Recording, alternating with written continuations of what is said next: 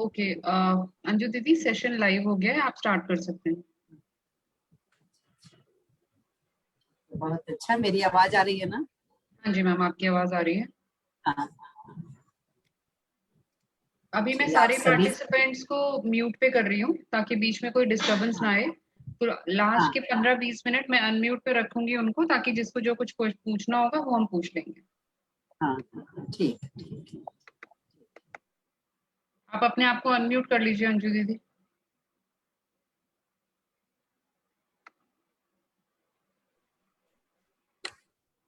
हाँ।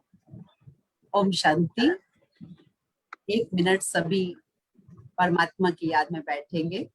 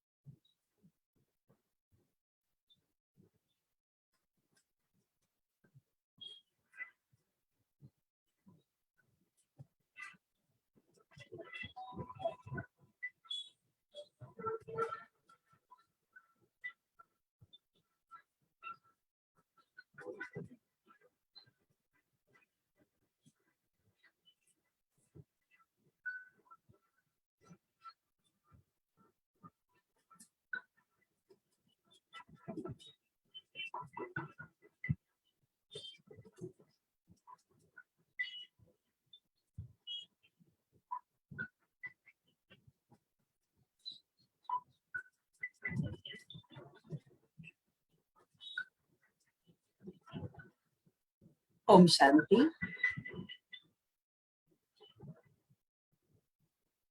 संकल्प की शक्ति वर्तमान युग में देखा जाए कि फिर से हमें इस बात पर चिंतन करने की आवश्यकता है कि आज मनुष्य के जीवन में रोज तरह तरह की समस्याएं आती है और इन समस्याओं से जूझते हुए व्यक्ति आगे बढ़ने की कोशिश करता है, लेकिन जीवन में खुशी पीछे छूटती जाती है।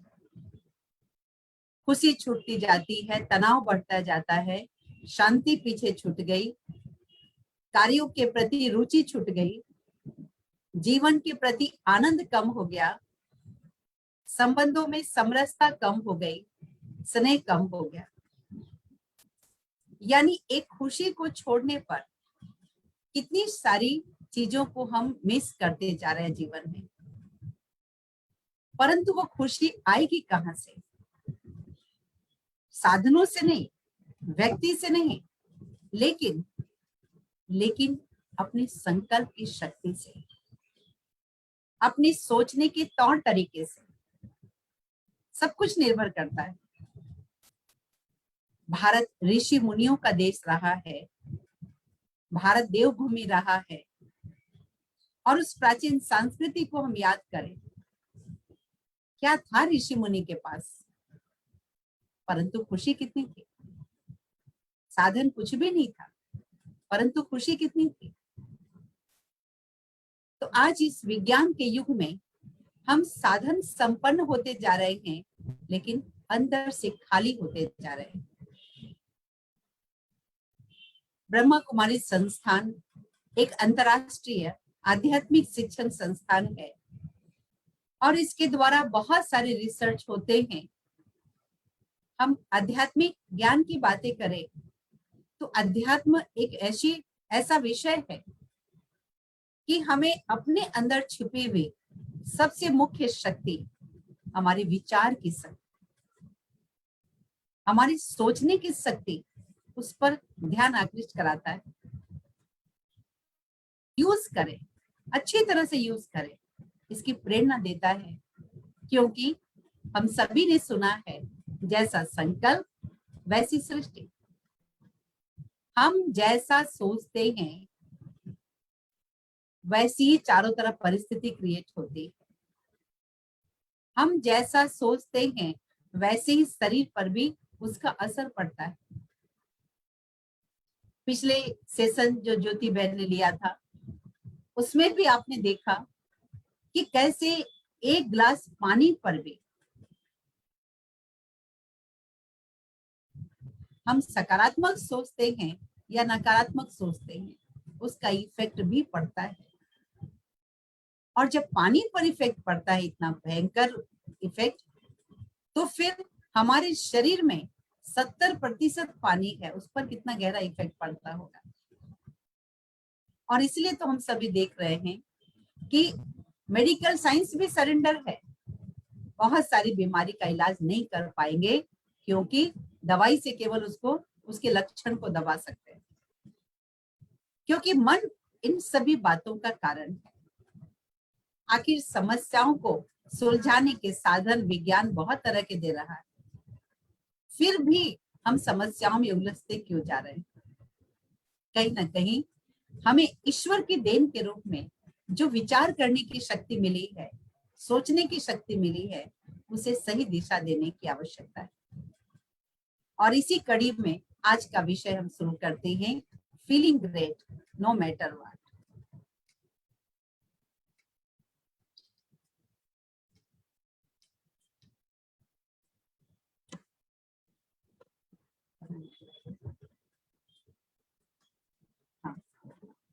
हर हाल में चाहे कैसी भी परिस्थिति हो, लेकिन ऊंचा सोचे, अच्छा सोचे। कई बार व्यक्ति केवल सोचता है पास्ट के बारे में और पास्ट की भी नकारात्मक बातों के बारे में, तो कभी वो खुशी को अपने जीवन में प्राप्त नहीं कर सकता। कभी फ्यूचर के बारे में सोचता है, वो भी नकारात्मक सोचता है। ये दोनों बातें खास करके मनुष्य को खुश रहने नहीं देती। क्या चाहिए खुशी के? हम आप सभी जो कुछ भी कर रहे हैं जीवन में, खुशी के लिए कर रहे हैं। अंतिम उद्देश्य देखिएगा, खुशी है, खुशी है, सुख है, शांति है, यही मूल्य है। चाहे हम स्थूल वस्तुओं को यूज करते हैं, लेकिन उसका लक्ष्य वही है, खुशी प्राप्त करना। और वो बचपन के दिन कितने अच्छे लगते थे। कोई कुछ भी खिला दिया, कुछ भी पिला दिया, कहीं भी सुला दिया, लेकिन हंसते कितना थे, खुश कितने थे। और आज सब कुछ अपने हाथ में है। क्या बनाना है खाने के लिए, कैसे बनाना है, कितनी बार उसे गर्म करना है, क्या पहनना है, कहाँ घूमना है, कहाँ एरोप्लेन से लोग यहाँ के वहां तुरंत पहुंच जाते हैं। सब साधन है, लेकिन खुशी पीछे रह गई। कई लोग खुशी के लिए क्या क्या करते हैं, क्रिएटिव आइडिया डेवलप करते हैं। क्रिएटिविटी मीन्स नए तरीके से सोचना, वो करते हैं, लेकिन खुशी उसका लक्ष्य है। खेल करते हैं, या फिर टीवी देखते हैं, या फिर बुक्स पढ़ते हैं, या और तरह के खेल आपस में मिलकर खेलते हैं, कोई एडवेंचर वाला काम करते हैं। सबके पीछे एक ही उद्देश्य है, खुशी प्राप्त हो। परंतु वो खुशी एक ऐसा पंछी बन गई है कि हाथ से उड़ गया, वापस नहीं आ रहा है दिनों दिन। और आज की स्थिति ये है कि डिप्रेशन नाम की एक सबसे बड़ी बीमारी, जो सेकंड नंबर की बजाय फर्स्ट नंबर में आ रही है, उसी से रिलेटेड है थायराइड या और सारी बीमारी, हार्ट डिजीज, डायबिटीज, शुगर बढ़ती जा रही है। कहीं ना कहीं इन सभी के पीछे हम अपनी स्थिति को नीचे करते जा रहे हैं। कई लोग शॉपिंग करते हैं, चलो आज मन नहीं लग रहा है, पैसे जो भी मिले हाथ में ले लिया और शॉपिंग कर रहे हैं, लेकिन लक्ष्य क्या है? केवल खुशी मिले, नए कपड़े पहन के खुशी मिल जाए, कुछ खा करके खुशी मिल जाए। तो अलग अलग तरह के हम उद्देश्य अपनाते हैं केवल खुशी को प्राप्त करने के लिए, परंतु खुशी बाहर में नहीं है। बचपन के दिन याद कीजिए ना, एक थान कपड़ा आता था और जितनी बहनें हैं सबका कपड़ा सिलाई हो जाता था, और जो बच जाता था उसका गद्दा और तकिया बन जाता था। और आज हर महीने कपड़े नए नए आते, फिर भी खुशी कहाँ? तो खुशी का स्रोत हमारे अंदर है, और ये होममेड है, उसे अपने पास ही तैयार किया जाएगा। दूसरा कोई खुशी नहीं दे सकता। इस खुशी को प्राप्त करने के लिए, कायम करने के लिए पावर ऑफ थॉट्स, संकल्प की शक्ति को यूज करें। अच्छा सोचना अच्छी बात है, लेकिन लगातार सोचना अच्छा, इसी से हमारी खुशी बढ़ती है। 10 संकल्प हमने अच्छे किए और 100 संकल्प अगर निगेटिव कर लिए तो निगेटिव संकल्पों का असर ही ज्यादा होगा। हमने स्कूल कॉलेज में देखा है, अनुभव किया है, पढ़ना सिखाया जाता है, लिखना सिखाया जाता है, लेकिन सोचने की ट्रेनिंग कहीं नहीं होती। सोचने की ट्रेनिंग आध्यात्मिकता देती है। क्या सोचो, किस परिस्थिति में सोचो, ऐसा सोचो जिससे वो संसारिक बातें हमारी खुशी को कम नहीं कर सके।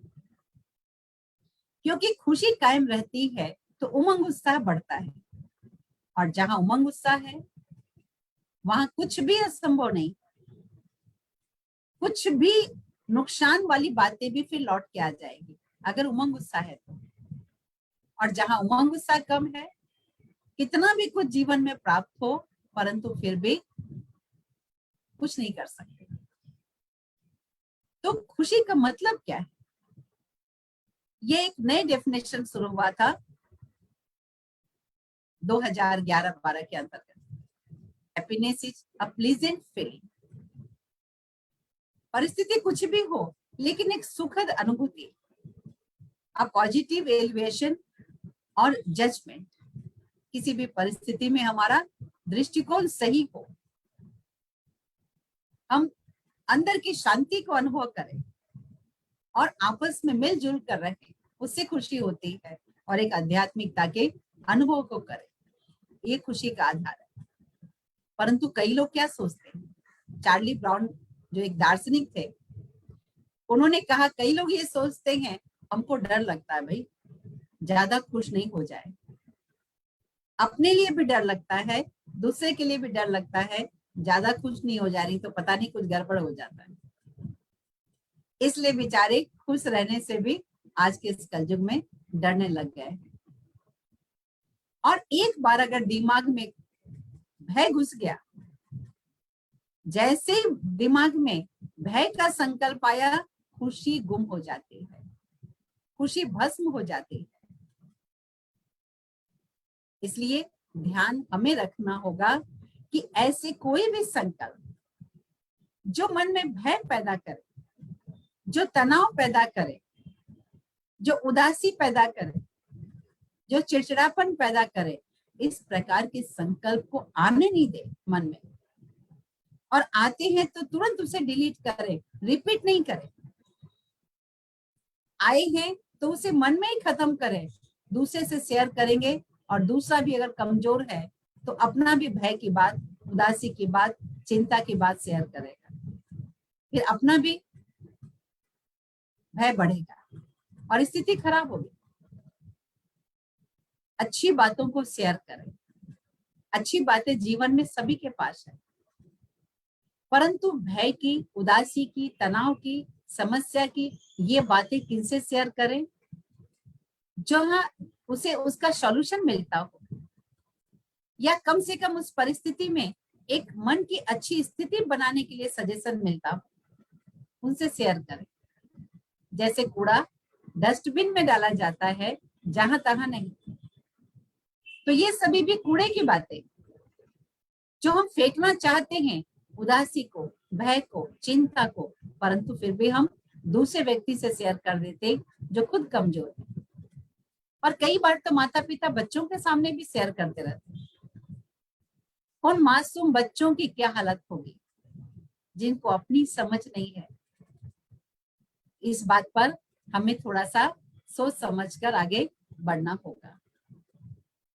हमारा बिलीफ सिस्टम क्या है, हमारी सोच जो एक विश्वास का रूप लेती है, वो क्या है हमारा, इस पर बहुत कुछ निर्भर करता है। यह बिलीफ सिस्टम एक कंप्यूटर के माफिक है, जिस पर आधारित है हमारे संकल्पों की क्वालिटी, हमारी फीलिंग, हमारा एटीट्यूड, दृष्टिकोण और हमारा व्यक्तित्व, और उसी से बनती है जीवन की मंजिल। हमारे बिलीफ सिस्टम को हम चेक करें। जैसे देखिए, इतना विशाल हाथी, इतना विशाल हाथी, लेकिन महावत जो उसका गाइड होता है पूरा उसके कंट्रोल में रहता है। वो उठाएगा तो उठेगा, बैठाएगा तो बैठेगा, चलने के लिए कहेगा तो चलेगा, सूंड ऊपर करने के लिए कहेगा तो करेगा, नीचे करने के लिए कहेगा तो करेगा, खेल दिखाएगा। सर्कस में कितने खेल भी दिखाता है। हर बात में वो अपने गाइड के अधीन होता है, महावत के अधीन होता है। कभी आपने सोचा कि ऐसा क्यों? क्या टेक्निक उसने अपनाई है उस व्यक्ति ने जिसके कारण वो हाथी उसके कंट्रोल में है? नहीं तो आज कलयुग में अपने बाल बच्चे भी कंट्रोल में नहीं होते। तो इतना जो हाथी उनके कंट्रोल में है उसका कारण है उसका बिलीफ सिस्टम, हाथी का बिलीफ सिस्टम। कैसे बना उसका बिलीफ सिस्टम? हाथी छोटा है तो उसको जो महावत होता है उसको बांध देता है एक खूंटे से। शुरू में तो बहुत दिक्कत होती है बांधने में, लेकिन जैसे वो उसको बांध देता है उसके बाद हाथी शुरू में तो बहुत कोशिश करता है खुट्टा उखाड़ के कहीं भागे, लेकिन खुट्टा बहुत मजबूत होता है। कुछ दिन परिश्रम करने के बाद हाथी शांत हो जाता है, मैं अपने से नहीं उठ सकता। फिर महावत आता है, वो खुट्टे को खोलता है, तभी हाथी को जहां ले जाता है वहां हो जाता है। धीरे धीरे यही बात हाथी के दिमाग में बैठ जाती है, मेरे से नहीं होगा, वो व्यक्ति आएगा तभी कुछ खटखट करेगा, तभी रस्सी कुछ ढीली होगी और तब मैं कहीं चल फिर सकता हूँ। आगे चल करके महावत उसे बांधता नहीं है, लेकिन उसकी एक्टिंग करता है और हाथी बंधा रह जाता है। ये प्रैक्टिकल बात है। आपने अगर सर्कस कभी देखा होगा तो इसमें ये सब बातें और प्रत्यक्ष रूप से देखने में आती है। तो हमारा बिलीफ सिस्टम क्या है? कई लोगों का बिलीफ सिस्टम कहता है लाइफ इज अ कंपटीशन। जीवन तो एक प्रतिस्पर्धा की चीज है, रेस की चीज है, उसमें हमको आगे निकलना, नहीं तो हम बहुत पीछे छूट जाएंगे। अब ये भावना मनुष्य के मन में बहुत भय पैदा करती है, तनाव पैदा करती है। इसी से उसके अंदर क्रोध, ईर्ष्या, घृणा इत्यादि बातें और असुरक्षा की बातें आती है। कहीं ऐसा हो गया तो, कहीं वैसा हो गया तो, तरह तरह के उसके अंदर विचार चलते। ठीक उसी प्रकार जैसे मान लीजिए नई कार भी खरीदी है, खुशी है, अपने दूर दराज के रिलेटिव्स के साथ आप सफर कर रहे हैं, कोई ना कोई बात की खुशी को लेकर के एंजॉय कर रहे हैं, रास्ता बहुत खाली है या हिल स्टेशन पर जा रहे हैं, जो भी कुछ हो, और अचानक एक कार आती है, वो आपके बहुत पीछे है, आप इंजॉय करते हुए आगे बढ़ रहे हैं और अचानक वो कार बगल से आगे निकल जाती है और किसी का ध्यान चला गया, अरे वो कार तो बहुत पीछे थी, लगता हम लोग बहुत स्लो चला रहे हैं। अब इंजॉय जो कर रहे थे थोड़ा सा कंपटीशन में बदला, खूब तेजी से चलाना शुरू।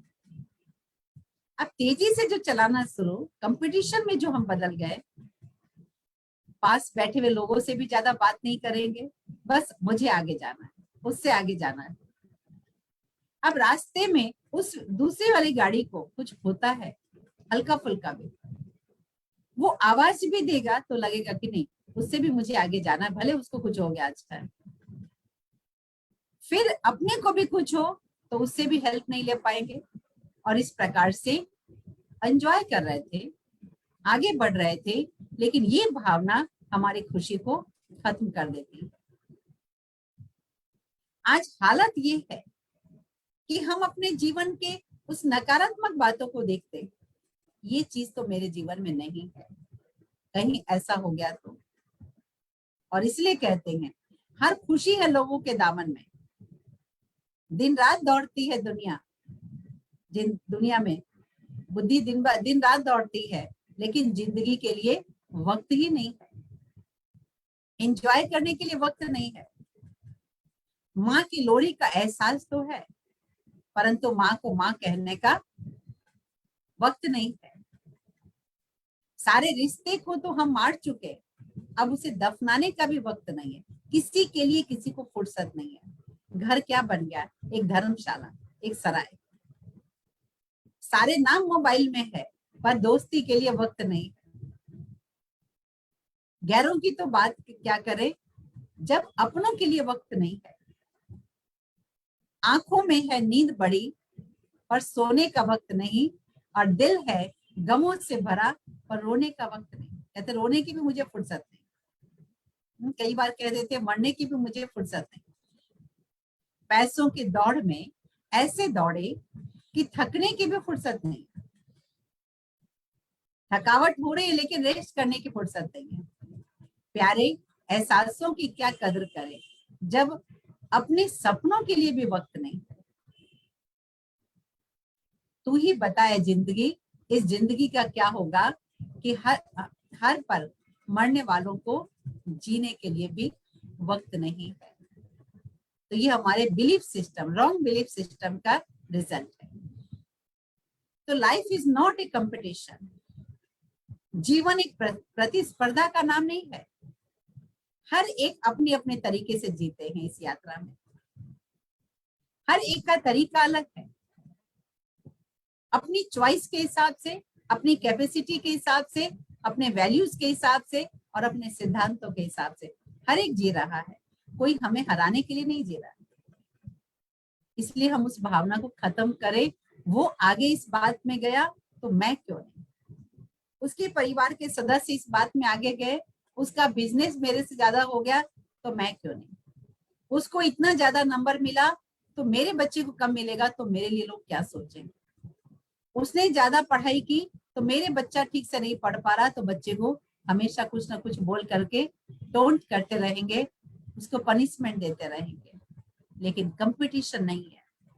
अपनी अपनी कैपेसिटी के अनुसार, अपनी अपनी चॉइस के अनुसार, अपने अपने अंदर जो गुण है उसके अनुसार और सिद्धांतों के अनुसार हर एक लाइफ जी रहा है। इस बात को हमें स्वीकार करना होगा। कई लोग का बिलीफ सिस्टम ये कहता है एंगर इज नेचुरल। गुस्सा तो आएगा ही, ऐसी परिस्थिति है तो गुस्सा तो आएगा ही, परंतु ये नेचुरल चीज होती। नेचुरल चीज सबको अच्छी लगती है। नेचर कितना अच्छा लगता है। ठंडी ठंडी हवा बहती है, कभी हरियाली को देखते हैं, नदी बहती है, कितना कुछ अच्छा लगता है। नेचुरल मतलब जो अच्छा लगे। परंतु गुस्सा करना दूसरे को भी अच्छा नहीं लगता है जिस पर गुस्सा करते हैं, और अपने को कैसा लगता है। जब हम गुस्सा करते हैं तो अपने को भी तो उस समय अच्छा नहीं लगता है ना। कैसा फील होता है। शारीरिक बीमारी भी बढ़ जाती है, थकावट अननेसेसरी हो जाती है, इरिटेशन होता है, और उस गुस्से में खाना भी अच्छा नहीं लगेगा, पीना भी अच्छा नहीं लगेगा। देखिए, प्राचीन काल से जो अपनी भारत के बहुत सारी परंपराएं बनी हुई थी, जैसे किसी के घर में शोक है, किसी की डेथ हो गई, या फिर किसी के घर में कोई शादियां है, बहुत अधिक बॉदरेशन है, इतना बड़ा काम करना है, तो जिस दिन मंडप में बैठना है, जिस दिन फेरे लगने हैं, माता पिता को किसी को व्रत करना होता था। क्यों? पानी भी, कई व्रत में तो लोग पानी भी नहीं पीते। क्यों? टेंशन में पानी भी नहीं पीना चाहिए। जब माइंड पर कोई भारीपन हो, पानी भी नहीं पीना चाहिए, उपवास करना चाहिए। यानी भोजन ग्रहण करो, जल पीना है तो भी शांति से। तो फिर गुस्सा किस काम। परंतु कहीं ना कहीं अपनी वीकनेस होती है तो हम गुस्से का सहारा लेते। ये नेचुरल नहीं है। 1 मिनट किया हुआ गुस्सा कई घंटे की कार्य क्षमता को खत्म कर देता है। और दूसरी बात, जैसा हम करेंगे हमें देखकर और करेंगे। माँ का जीवन तो बच्चों के लिए पाठशाला है। जैसा माँ करेगी, पिता करेंगे, बच्चे सहज सीखेंगे कि हाँ ऐसे ही करना चाहिए, यही जीवन है। हम अगर आज बच्चों पर गुस्सा करेंगे, कल बच्चे किस पर करेंगे? माता पिता पर करेंगे। और आज उसी का तो रिजल्ट है कि कितने वृद्धाश्रम खुलते जा रहे हैं, कितने परिवार बढ़ते जा रहे हैं। इस बिलीफ सिस्टम को भी हम चेंज करें, क्योंकि परिवार में वो सुख नहीं है आज जो पहले था। तो इसलिए इसको एक हथियार के रूप में यूज नहीं करें। कईयों को आदत होती है, अपने मन में तनाव है लेकिन उसका ब्लेम दूसरों पर लगाते हैं। इसके कारण हम तंग हो गए, इसके कारण मुझे टेंशन है, इसके कारण मेरी खुशी गुम हो गई है। परंतु दूसरों को ब्लेम नहीं करें, केवल अपने सोचने के तरीके को हमें चेंज करना है। और कभी कभी तो बच्चों को भी कह देते हैं, इसने तो मेरा कुछ सिर में दर्द कर दिया है, इसने तो मेरी नाक में दम कर लिया है। परंतु बच्चे को तो खेलना है ना, बचपन तो खेलने का होता है।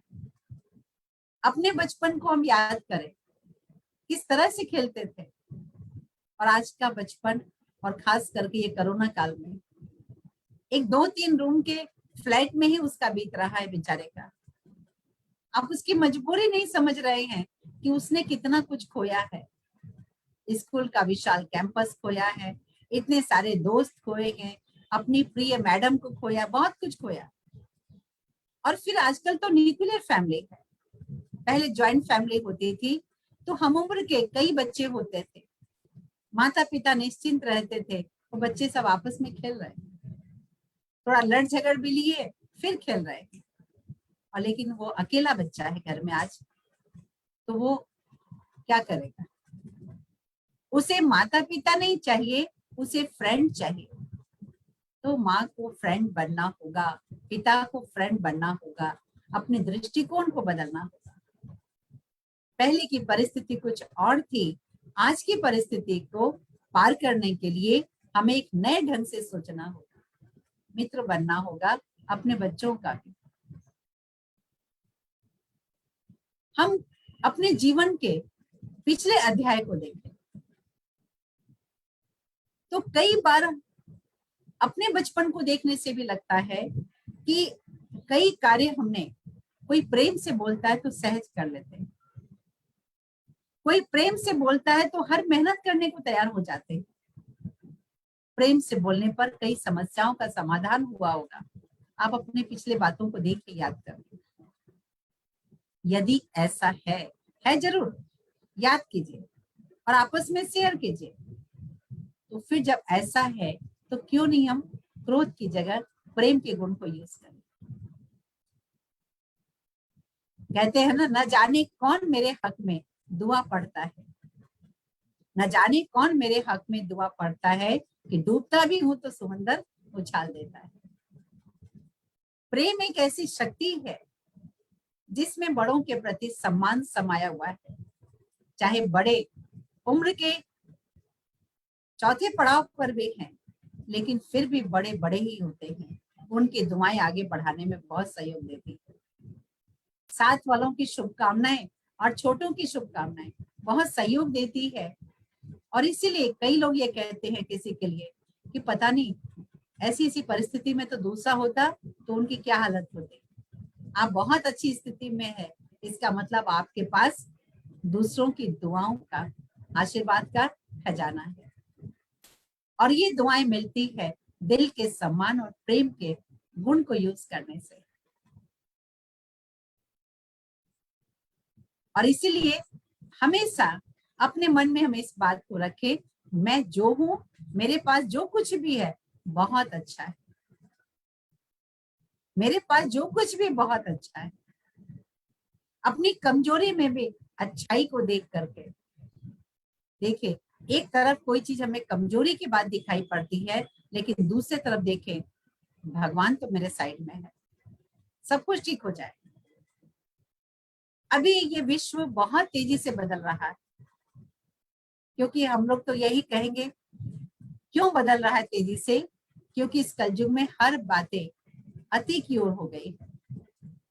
समस्याएं भी अति की ओर, अपराध भी अति की ओर, क्राइम भी अति की ओर, बीमारियां भी अति की ओर।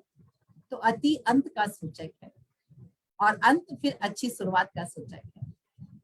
इसलिए ऐसे समय में हमारा बिलीफ सिस्टम हमें गाइड करता है हमारे सोचने के, हमारे जीवन जीने की शैली को बदलने के लिए। इसलिए बिलीफ सिस्टम को चेंज करें कि शांति नेचुरल है। पहले समझते थे क्रोध नेचुरल है, अब सोचिए कि शांति नेचुरल है।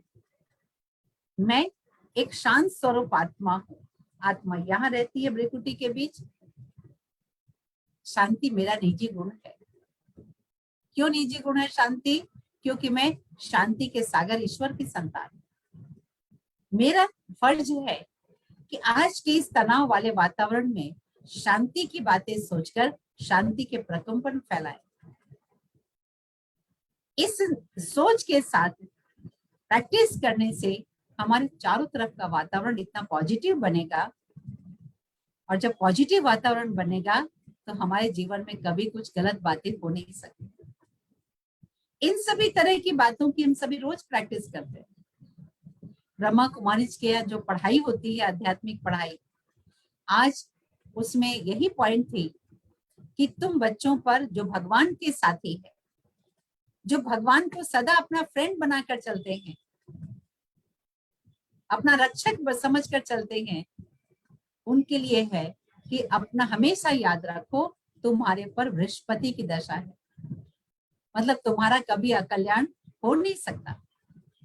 ये विश्वास जैसे भक्त प्रहलाद को था कि भगवान मेरा साथी है, हिरण्यकश्यप कुछ कर सका? नहीं कर सका। तो ऐसे आज के समय में अपने सोच को, ये बात को समझते हुए कि हमारे संकल्पों में बहुत अद्भुत शक्ति है, चमत्कारिक शक्ति है, हम अपनी सोच को नई दिशा दें। मैं एक खुश नसीब आत्मा हूं। अपने जीवन में आप देखें, जब दूसरों से हम अपने जीवन की उपलब्धि की तुलना करते हैं तब लगता है उसके पास ये चीज ठीक है, मेरे पास नहीं। परंतु दूसरे अपने तरीके से खुश है, खुश नसीब है, और मैं अपने तरीके से खुश नसीब। क्योंकि जैसे हाथ के पांचों अंगुलियां एक जैसी नहीं होती है, संसार में भी हम सभी के पास कुछ चीजें सिमिलर होंगी, लेकिन कुछ चीजें एक दूसरे से बिल्कुल यूनिक होंगी। आप अपने आप में यूनिक है, हम अपने आप में यूनिक है, आपके बड़े अपने आप में यूनिक है, छोटे अपने आप में यूनिक है, पड़ोसी अपने आप में यूनिक है। अपनी यूनिकनेस को पहचाने, और वो यूनिकनेस को पहचानने की शक्ति मिलती है राजयोग, मेडिटेशन और आध्यात्मिक ज्ञान को रोज थोड़ी देर सुनने से, क्योंकि वो मन का भोजन बन जाता है। क्या सोचना चाहिए, क्या नहीं सोचना चाहिए, और जो सोचना चाहिए उसकी रेगुलर प्रैक्टिस करने से।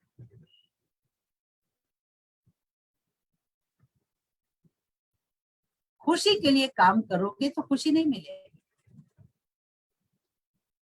महात्मा बुद्ध जी ने कहा, खुशी के लिए काम करोगे तो खुशी नहीं मिलेगी। कहते ना, ये होगा तो खुशी मिलेगी, ये चीज मिलेगी तो खुशी मिलेगी, ये पद मिलेगा तो खुशी मिलेगी, इतनी सैलरी मिलेगी तो खुशी मिलेगी, मेरा घर अपना बन जाएगा तो खुशी मिलेगी, अब इससे और बड़ा घर मिल जाएगा तो खुशी मिलेगी, आज कार पुरानी हो गई है उससे और नहीं मिलेगी तो खुशी मिलेगी। यानी खुशी के लिए सोचते हैं, इंतजार करते हैं, ऐसा होगा तो खुशी मिलेगी। लेकिन आध्यात्मिकता कहती है खुश होकर काम करोगे तो खुशी और सफलता दोनों मिलेगी, और नहीं तो लगता है सफलता तो मिल गई।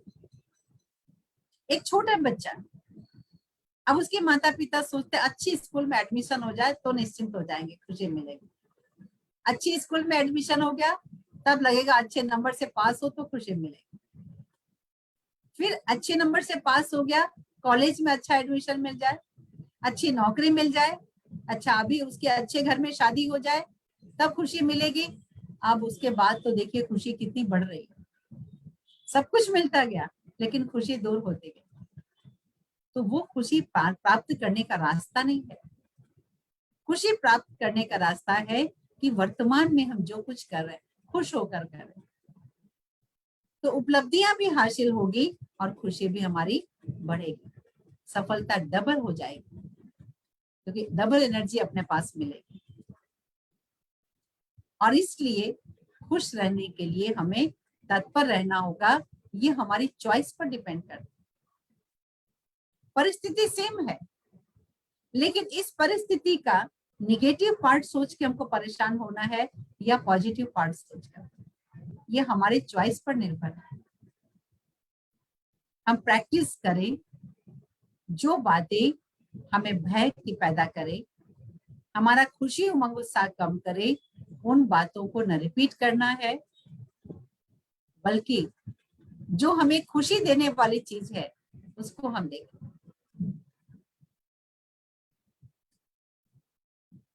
हमारा मन कई प्रकार के संकल्प उत्पन्न करता है, जिससे हमें अलग अलग प्रकार के अनुभव हो सकते हैं। पॉजिटिव थॉट, हमारे जो पॉजिटिव संकल्प है वो हमारी गुणवत्ता पर आधारित होते हैं, हमारे गुणों पर आधारित होते हैं और वो स्वार्थ रहित होते हैं। पॉजिटिव थॉट्स स्वार्थ रहित होंगे, उसमें निजी कोई स्वार्थ नहीं होगा, मैं सुखी रहूं, मेरा परिवार सुखी रहे, नहीं, सब सुखी रहे, सब सुखी रहे। जहां मैं और मेरापन आता है, एक बार मेरे पास एक माता जी आई, बहुत टेंशन में, कहती थी देखिए ना, मेरा बेटा पढ़ता नहीं है। तो बहुत चिंता करती थी कि पड़ोसी का बेटा कितना अच्छा पढ़ता है और मेरा बेटा नहीं पढ़ता है, देखिए उसका नंबर कितना अच्छा आ जाएगा, लेकिन मेरे को कितना खराब लगेगा कि मेरा बेटा पढ़ता नहीं। चलो उसको कुछ समझाया, तब तक ठीक उसके बगल की पड़ोसी आई, वो भी बहुत परेशान थी। तो मैंने पूछा क्या हुआ, आपका बेटा भी नहीं पढ़ता है क्या? बोले नहीं नहीं, मेरा बेटा बहुत अच्छा पढ़ता है, लेकिन मुझे ये बात सुन सुन के टेंशन होता है कि बगल की पड़ोसी अपने बेटे को समझाने के लिए कि पढ़ो, वो बार बार कहती है देखो पड़ोसी का बेटा कितना अच्छा पढ़ता है, तुम क्यों नहीं पढ़ते हो? तो ये सोच सोच के मुझे सुन सुन के चिंता हो रही है कि कहीं मेरे बेटे को नजर लगे तो। अब देखें सोच का तरीका, कोई अपने दुख से दुखी, कोई दूसरों के सुख से दुखी, कोई दूसरों के दुख से दुखी। व्यर्थ संकल्प वो है जो बीते हुए बातों के बारे में सोच चले या भविष्य के बारे में सोच चले, वो हमारे व्यर्थ संकल्प है। और बीती हुई बात बीत गई, अब सोचने से कोई फायदा नहीं, उससे हम लेसन ले, सबक सीखे और आगे बढ़े। और फ्यूचर तो अभी आया नहीं, हम क्यों सोचते हैं मेरे जीवन में कहीं ऐसा हो गया तो फिर क्या होगा, फिर क्या होगा, फिर क्या होगा। आप दृढ़ संकल्प करें मेरे जीवन में कभी नुकसान हो ही नहीं सकता। तो कहेंगे कैसे नहीं होगा, न्यूज में इतना सुन रहे हैं, फलाने के साथ ऐसा हुआ, फलाने के साथ ऐसा हुआ। नहीं, विचार कीजिए, हम उन लोगों से अपनी तुलना क्यों कर रहे हैं जिनको कुछ नुकसान हुआ, इसका कुछ कारण और रहा होगा ना। हम उन लोगों से अपनी तुलना करें जिनका भविष्य, जिनका वर्तमान सुखद है, जिन्होंने कई तरह के विघ्न बाधाओं को झेल के भी अपने जीवन में पॉजिटिव बातें अपनाई है और सुखद है उनका जीवन। यहाँ काम करती सेल्फ रिस्पेक्ट की बातें। विपरीत परिस्थिति में भी हम अपने लिए कैसा सोचते हैं, वो बात काम करती है। लोग मेरे लिए क्या सोचते हैं वो नहीं, हम कैसा अपने लिए सोचते हैं। जीवन में, जीवन एक यात्रा है, साइट सीन से ये सारी बातें, जिन बातों से आज मनुष्य गुजर रहे हैं, ये साइट सीन है, ये क्रॉस हो जाएगी। जीवन की हर बातें क्रॉस हो जाएगी, हर परिस्थिति क्रॉस हो जाएगी, लेकिन बस खुशी को कायम रखना ये मेरा इम्पोर्टेंट काम है। हम ज्यादा साइट सीन में अटक जाते हैं, इसके कारण हमारी खुशी गुम होती है। और निगेटिव जो संकल्प है वो हमारे मनोविकारों से अधैर्यता से और स्वार्थ से कनेक्टेड होते हैं। चेक करें कि सारे दिन में किस प्रकार के विचार ज्यादा चलते हैं। पॉजिटिव, जो हमारी गुणवत्ता, हमारे गुण और निस्वार्थ भावना से कनेक्टेड है, या वेस्ट, जो कि बीते हुए समय या भविष्य से संबंधित है, और या नकारात्मक, जो मनोविकारों से, अधैर्यता से और स्वार्थ से कनेक्टेड है। सोचिए, मेडिटेशन इसमें हेल्प करता है। मेडिटेशन एक तरह से स्टीयरिंग है, हेल्प करता है कि इस परिस्थिति में ये नहीं सोचो, ये सोचो, ताकि खुशी उमंग उत्साह आपका बना रहे। और जहां खुशी उमंग उत्साह होगा, जीवन में कुछ भी नकारात्मक बातें आ नहीं सकती। संकल्पों से हमारे शब्द बनते हैं और शब्दों से कर्म बनते हैं, चाहे वो वाणी का हो या प्रैक्टिकल कर्म हो। और कर्म से हमारी हैबिट बनती है, और हैबिट से ही हमारा चरित्र बनता है, और यही हमारी मंजिल तय करता है। उसी से हमारा भाग्य बनता है। तो परिवर्तन कहाँ से चाहिए? हम बाहरी परिवर्तन करते हैं, लेकिन हमारे संकल्प से परिवर्तन चाहिए।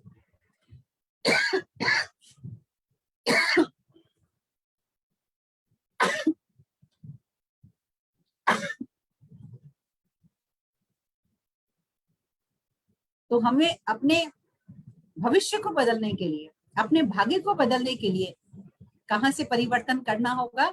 सोच से, अपने नए दृष्टिकोण को बनाकर। जो खुश मनुष्य होते हैं वो कभी भी अपना समय बर्बाद नहीं करते हैं, बल्कि अपना समय सफल करते हैं पॉजिटिव कार्य में।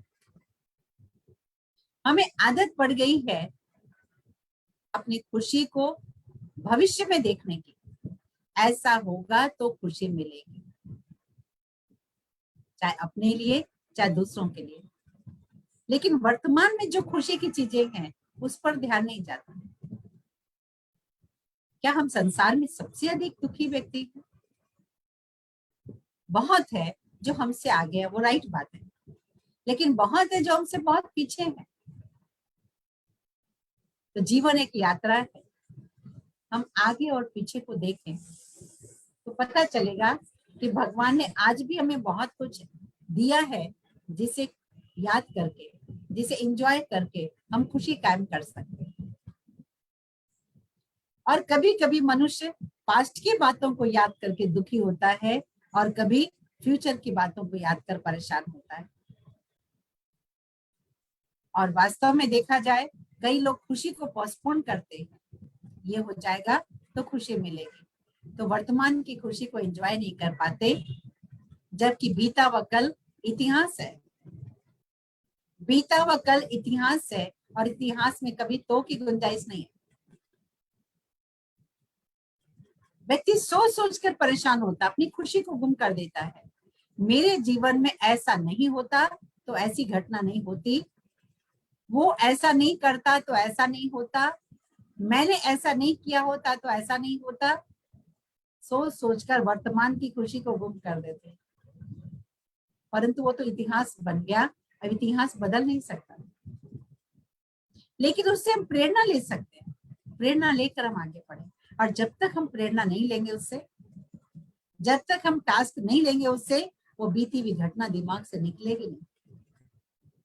याद रखें, जीवन की घटनाएं हमें कुछ सिखाने आई है, हमें कुछ देने आई है, और जब तक लेंगे नहीं तब तक वो घटना दिमाग से निकलेगी। मन को हल्का करना जरूरी है। तो बीता हुआ कल इतिहास है, हिस्ट्री है, और आने वाला कल तो अभी रहस्यमय है, अभी तो क्लियर नहीं है। हम भले सोच सोच कर परेशान होते कि नेगेटिव हो गया तो, लेकिन अभी गुह्य बात है। लेकिन वर्तमान जो है भगवान के तरफ से गिफ्ट है, वर्तमान को एंजॉय करें। जो अपने वर्तमान को एंजॉय करेंगे, अच्छी तरह से वर्तमान समय को ईश्वर की अमानत समझकर अच्छे तरीके से यूज करेंगे, उसका फ्यूचर ब्राइट होगा ही होगा, क्योंकि जैसा बोएंगे वैसा काटेंगे। food for thought. Be busy like the bee. मधुमक्खी कितना बिजी रहती है, ऐसे बिजी रहो। वो बिजी रह के भी शहद बनाती है, बिजी रह के भी शहद बनाती है। बट इजी लाइक द सी, समुद्र में लहर है, कितना आराम से एक लहर आई, दूसरी आई, एंजॉय करते हैं।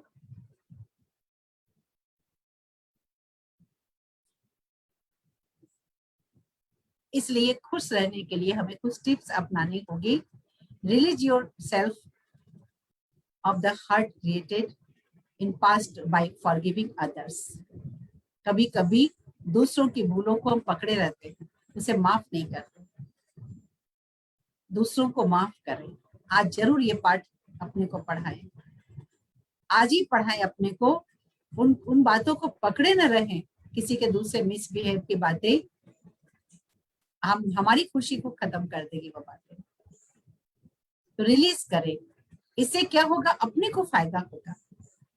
हम दूसरे को माफ नहीं कर देते हैं, ये अपने आप को पनिशमेंट देना है, अपने आप पर अत्याचार करना है। खुश रहना चाहते हैं, लेकिन ये हमारा दृष्टिकोण हमें खुश रहने नहीं देता। तो रिलीज करें। देखें मन की तिजोरी में झांक कर कि कहीं ना कहीं हम कुछ ना कुछ ऐसी बातें दिमाग में रखे हुए हैं जो हम किसी को माफ नहीं करते। और उसी तरह से हम अपनी परिस्थिति, जिसे हम परिस्थिति मानते हैं, उसे अपॉर्चुनिटी माने और हमें आगे बढ़ने का साधन बन जाएगी, एक अवसर है। जैसे सोना अग्नि से क्रॉस करता है तो निखरता है, तो हमारे लिए भी आज की परिस्थितियां जो है वो आगे बढ़ाने का साधन है, बहुत कुछ देने का साधन है। मान में अपने आप को जीना सिखाएं। और इसका मतलब ये नहीं कि हम प्लानिंग नहीं करें, भविष्य में प्लानिंग करें, लेकिन फिर भी हम पीछे की बातों को सीख करके वर्तमान में उसको प्रैक्टिकल में जरूर लाएं और संतुष्ट रहना सीखें, एंजॉय करना सीखें। दूसरों को कभी भी क्रिटिसाइज करके उसके उमंग उत्साह को कम नहीं करें। जैसा देंगे वैसा पाएंगे। कई बार हमारे बोल दूसरे को हतोत्साह कर देते हैं, तो हमें बदले में क्या मिलेगा, हमारा उमंग उत्साह भी कम होगा। उसी तरह के थॉट्स हमारे मन में आएंगे जो नहीं आने चाहिए। कहेंगे सब कुछ है लेकिन जीवन में खुशी नहीं। इसलिए कभी दूसरों को क्रिटिसाइज नहीं करें। जब बहुत विशेष परिस्थिति होती है तभी व्यक्ति ग्रो करता है। एग्जाम देने पर ही व्यक्ति आगे बढ़ता है। कुछ भी करने समय अपने अंदर के छिपे हुए बचपन को देखें। अपने में भी एक मासूमियत है, अपने को भी प्रेम चाहिए बचपन में।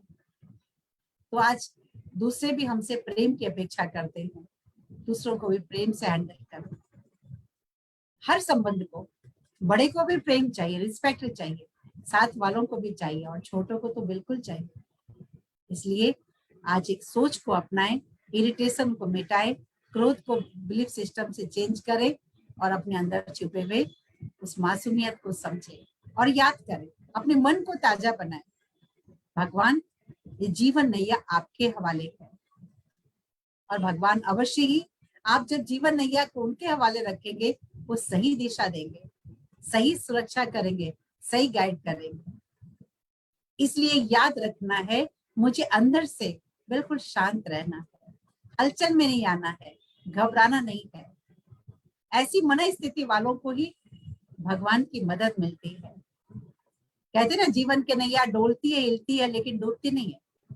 ये तो मालूम है, लेकिन जिसके अंदर पेशेंस नहीं हो, वो डोलती हुई नैया से खुद कुछ जाएगा, नुकसान उनको होगा। तो हम अपने मन को तैयार करें कि नहीं, मैं शांत स्वरूप आत्मा हूँ, मैं खुश नसीब आत्मा हूँ, मेरा जीवन में जो कुछ है सब कुछ अच्छे से अच्छा होगा, क्योंकि मेरे जीवन नैया भगवान के हवाले है। आखिर मंदिर, मस्जिद, गुरुद्वारे लोग जाते हैं, शांति की अनुभूति करते, क्यों?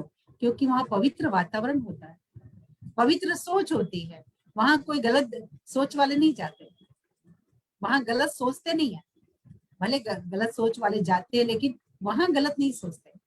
हम अपने घर को क्यों ना मंदिर बनाएं, हम दृढ़ संकल्प करें, मुझे अपने लिए और दूसरों के लिए पॉजिटिव सोच अपनानी है। और इसीलिए जो नकारात्मकता के कारण दवा की जरूरत है, वो दवा की जरूरत खत्म हो जाएगी। मेडिटेशन का उपयोग करें। और उस मेडिटेशन की टेक्निक हमें सिखाती है, कभी कंपेयर नहीं करो दूसरों से, कभी तुलना नहीं करो, कभी किसी से ईर्ष्या नहीं करो, कभी कंपटीशन नहीं करो, और कभी दूसरे की कंप्लेन नहीं करो कि दूसरे के कारण मैं दुखी हूँ, दूसरे के कारण से मैं परेशान हूँ। कभी किसी को बोझ नहीं समझो, कोई बोझ नहीं है, हर एक अपना भाग्य लेके आया है, अपने भाग्य अनुसार उसे अच्छे से अच्छा मिलना है, बस आप उसे ब्लेसिंग देते रहो। कोई तरह का बोझ नहीं रखे, मुझे ही सोचना है, मुझे ही करना है, नहीं। कर्म करावनहार भगवान है, हम एक इंस्ट्रूमेंट है। इस भावना से अगर अपने को चलाएंगे तो भगवान की अपार शक्ति मिलती रहेगी और हर कार्य सहज होगा। इसलिए समय का महत्व रखें और अपने टेम्परामेंट को, अपने गुस्से को शांत करें, अपने मन को ट्रेनिंग दें और अपने मन को ईश्वर से जोड़े। दिव्यता ऑटोमेटिक आएगी। जीवन भगवान की गिफ्ट है, हमेशा मुस्कुराते रहे, उस गिफ्ट को एंजॉय करते हुए, और हर श्वास तक, अंतिम श्वास तक मुस्कुराना है, ये संकल्प करें। चले 2 मिनट उस पिता परमात्मा को याद करें, फिर आपके जो भी प्रश्न होंगे मन को केंद्रित करें भ्रिकुटी के बीच में जहां टीका लगाते हैं। एक प्रकाश पुंज के रूप में अपने आप को देखें। जहां टीका लगाते हैं मस्तिष्क की उस गहराई में मैं कहने वाली शक्ति, मैं आत्मा विराजमान हूं।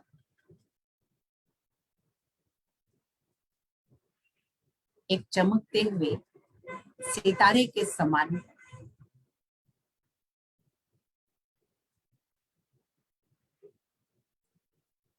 मैं अजर, अमर, अविनाशी हूं।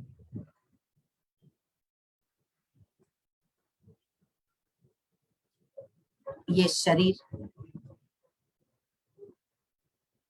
मुझे एक वस्त्र के रूप में मिला है,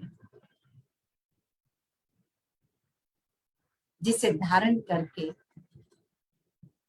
इस सृष्टि रंग मंच पर मैं आत्मा अपना अभिनय कर रही हूँ। खुशी मेरा जन्मसिद्ध अधिकार है।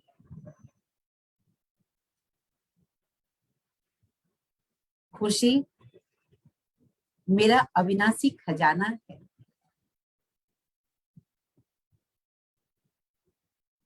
मैं परमात्मा के संतान, खुश नसीब आत्मा हूं। मेरे जीवन में जो कुछ भी प्राप्त है सब बहुत अच्छा है।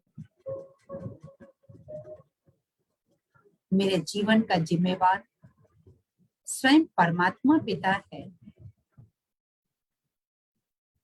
जिसके लिए हमने कितनी बार भक्ति में गाया है, तन मन धन सब तेरा, तेरा तुझको अर्पण क्या लागे मेरा।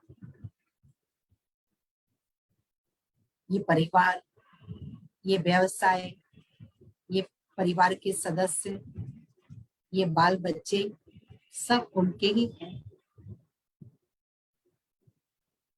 मैं तो सिर्फ संभालने के निमित्त हूँ, मैनेजर हूँ। वो जो कुछ करेंगे अच्छे से अच्छा होगा। मुझे सदा स्वयं के प्रति और दूसरों के प्रति सकारात्मक सोच अपनानी, मुझे सदा खुश रहना है। उसी मेरा निजी गुण है। खुशी मेरी खुराक है। फील करें भ्रिकुटी से निकल निकल कर खुशी के लाइट की किरणें पूरे मस्तिष्क में फैल रही है,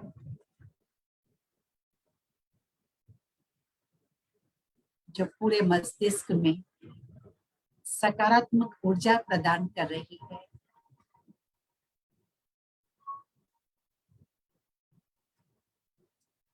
धीरे धीरे वो सकारात्मक ऊर्जा सूक्ष्म लाइट के रूप में सारे शरीर में प्रवाहित हो रही है।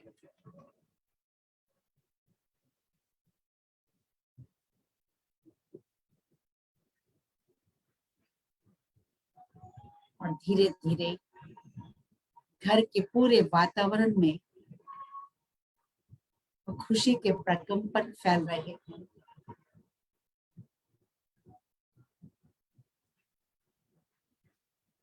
ईश्वर की देन, मुझे जो कुछ भी इस जीवन में प्राप्त है बहुत अच्छे से अच्छा है और अच्छा हो जाएगा। मेरी ये शुभकामना है। वाह रे मैं खुश नसीब आत्मा।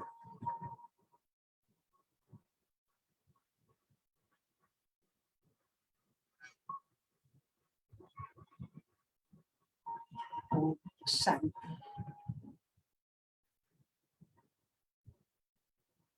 ओम शांति।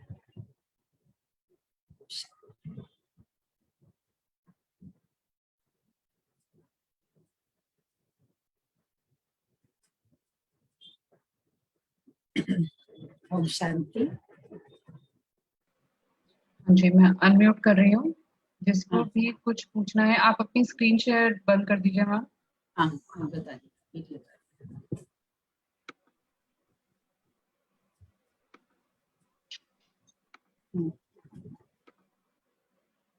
हाँ जी, मैंने सुपर मॉम्स आपको अनम्यूट किया है। किसी को कुछ भी पूछना है तो आप पूछ सकते हैं। कोई डाउट, किसी को कुछ बताना है आप बता सकते हैं, कुछ पूछना है पूछ सकते हैं। मेडिटेशन का सेशन हो ना कुछ दिन तो सबको और ज्यादा ये बातें स्पष्ट होगी, प्रैक्टिस में आएगी। चलिए, किसी को कुछ नहीं पूछना है। आपने इतना अच्छे तरीके से समझाया तो अब पूछना बाकी रहा ही नहीं। बहुत अच्छा।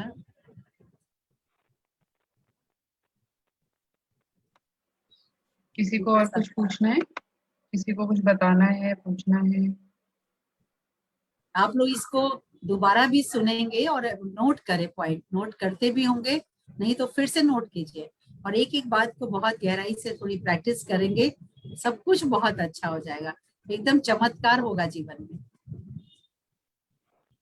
नहीं, नोट किया है और मैं आगे भी इसे देखती रहूंगी। काफी अच्छा लगा।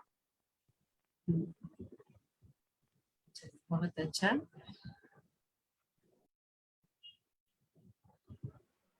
तो थैंक यू अंजू दीदी फॉर दिस इंफॉर्मेटिव सेशन। हमें सेवा का मौका दिया, आप सभी को बहुत बहुत thanks. Thank you ma'am. Thank you very much ma'am. सेवा का मौका दिया। Thank you Neeru ma'am, thank you Babita Thank you, ma'am. ma'am. अभी आइए आप लोग सेंटर पे आइए, अभी तो थोड़ा थोड़ा खुल गया ना सब कुछ, तो आ सकते हैं और कभी यहाँ आके भी आपका सेशन हो सकता है और अच्छा लगे। Thank